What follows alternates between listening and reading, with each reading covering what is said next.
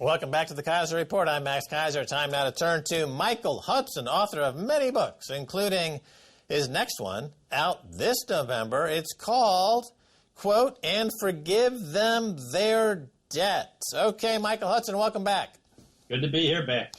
All right, Michael, your new book has a very long title, actually. It's called "And Forgive Them Their Debts, Lending, Foreclosure, and Redemption from the Bronze Age Finance to the Jubilee Year." You have said debts that cannot be repaid will not be repaid. Tell us about Jubilees. When did they start, and what do they look like? Well, I began to write a history of debt cancellations almost 40 years ago. And in the process, I got all the way back to Sumer and Babylonia and the biblical times, and joined the Harvard faculty as in Babylonian archaeology, at the Peabody Museum, which was its anthropology department. And I realized that, amazing as it seems, nobody's written a history of debt in the world. So I have, it's a part of a 3-volume work, but this is the first volume, and it deals with how debt originated in the Bronze Age in Mesopotamia, and how every ruler of Sumer and Babylonia, when they take the throne, their first act would be to proclaim a clean slate. They'd cancel the debts, they'd liberate people who were sunk into bondage for debt, and they'd redistribute land that was foreclosed on by creditors. In other words, what the Babylonian rulers would do, Hammurabi and his group, Sumerians in the 3rd millennium, Hammurabi and the Babylonians in the 2nd millennium, were exactly what the Jews took over, Judaism took over in the 1st millennium, when the exiled Jews returned from Babylonia back into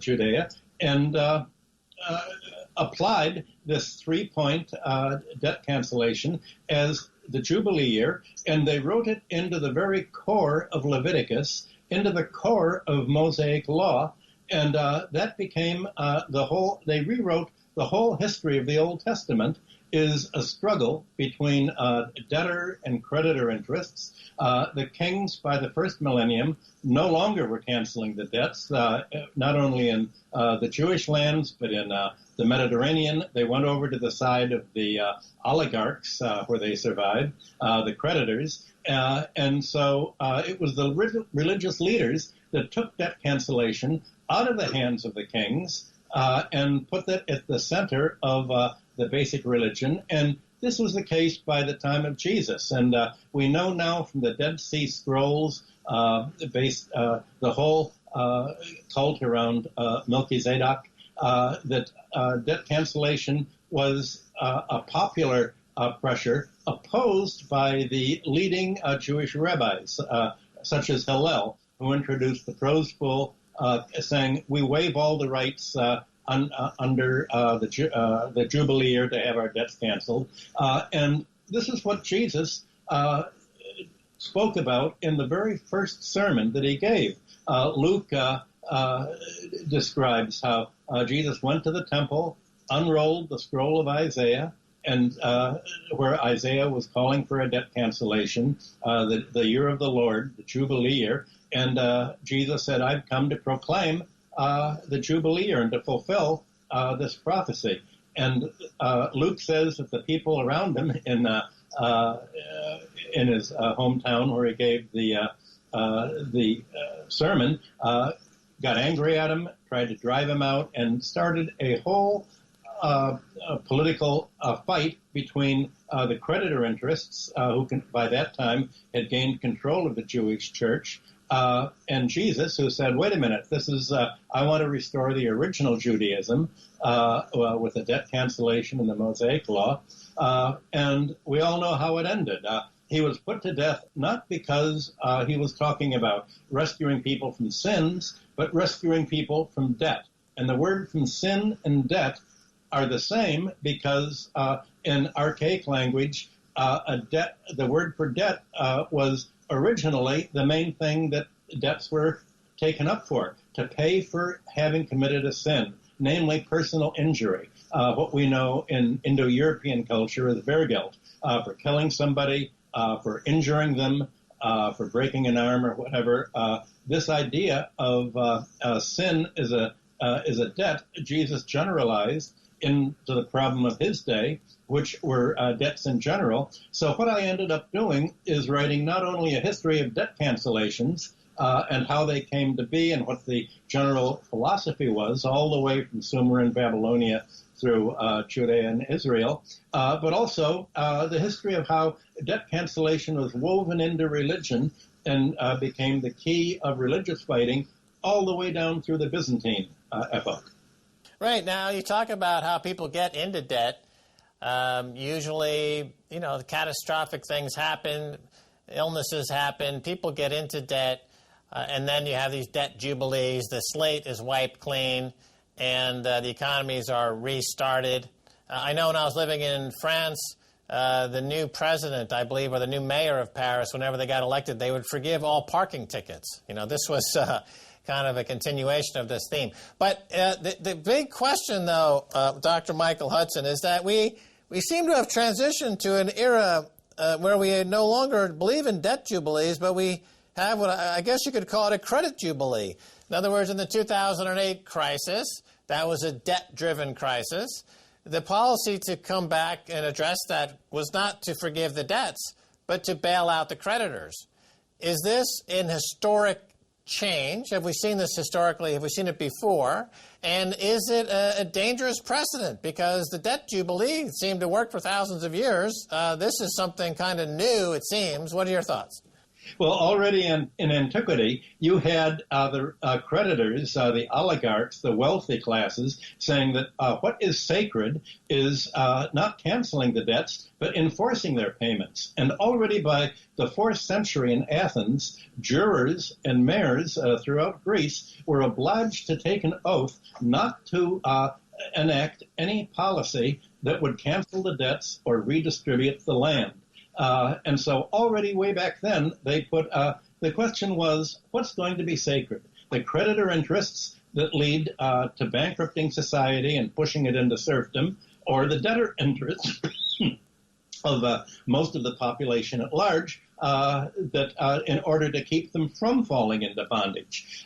So that if you look at modern mainstream histories of Greece and Rome, they say Western civilization is founded and differs from all other earlier civilizations with the sanctity of property.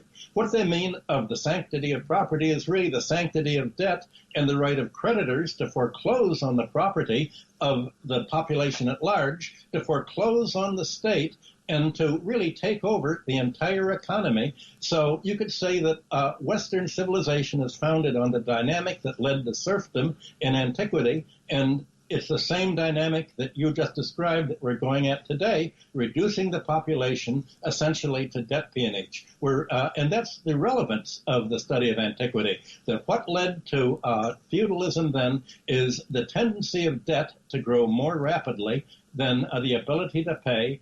That people fell into debt not only because they were sick and had to borrow. 75% of the debts in Babylonia were not borrowed at all. They were tax arrears, your parking tickets from France. If most of the debts are unpaid taxes because of the crop failure that prevents the rural population from paying taxes, or because of other problems, then it's really the money to the state that was the main cause of debt. And today, of course, the creditors have taken over the state, and the state is the Democratic Party's donor class, Wall Street, and that you have an inversion of the old original Bronze Age recovery program, clean slates, to say debt is inexorable. We're not going to cancel the debts. We are only going to bail out the creditors and enable them to essentially reduce the rest of the population to bondage, where all of the income, all the economic surplus is paid for debt service, not for tangible investment, not for rising living standards. And that basically, the fight that we're having today has been fought again and again, all the way from Babylonia to the Near East, to the biblical lands, to Greece and Rome, and to the Byzantine Empire. You know, I don't see it as often as I used to, but I used to see this phrase a lot. What would Jesus do? You know, it was maybe a bumper sticker or something. What would Jesus do? So let's go back to 2008 for a second. The global financial crisis. New president, Barack Obama. He's got a decision to make. Bail out the debtors or bail out the creditors. So by the standard that you're talking about, the historical standard, the religious standard, the Christian standard, the Jesus standard, Jesus would have done the exact opposite to what Barack Obama did, Michael. Well, what Obama did really, he said, who am I going to do? Bail out my campaign contributors on Wall Street or bail out the people who voted for me? And he said, look, I represent my campaign contributors. And he invited them to the White House. He invited the leading Wall Street people and said, look, I'm the only guy standing between you and the pitchforks. You know, I'm going to, don't worry, I'm on your side.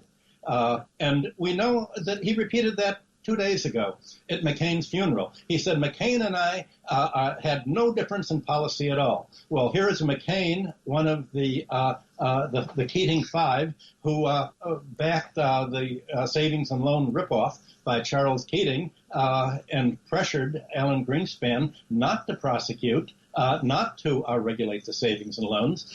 You have very clearly Obama on the side of the creditors and the crooks. The difference between antiquity is today is the creditors normally used political assassination of almost every leading debtor advocate, all the way from the Gracchi brothers in Rome to Julius Caesar, who took a populist pro-debtor policy. Well, today, the creditor class only does that in Chile and Argentina and third world countries. It hasn't done that in the United States yet because there really isn't any discussion either in the religious community or on the left realizing that the dynamic that's making people poor is primarily financial. It's debt. It's the financial system's dysfunctional relationship, not the old-fashioned idea that, the industrialists are exploiting the workers. Well, of course, corporations exploit the workers, but now they've moved abroad to exploit foreign workers. Again, it's largely a financial-driven austerity program that we're at. So, yes, Jesus would have bailed out, would have canceled the debts and written off the bad debts like the German economic miracle did, and said, this is the economic miracle. We're going to have a clean slate. Next time, the creditors should take responsibility and not make bad loans. And the function of the banking system should be to serve the economy, not the economy should serve the banking system and the takeover of the 1% that controls most of the banks. All right. Dr. Michael Hudson, fantastic. Thanks for being on the Keiser Report. It's always good to be here, Max. All righty. Well, that's going to do it for this edition of the Keiser Report with me, Max Keiser, and Stacy Herbert. I'd like to thank our guest, Dr. Michael Hudson. His new book is going to be called And Forgive Them Their Debts. Sounds like a must-read.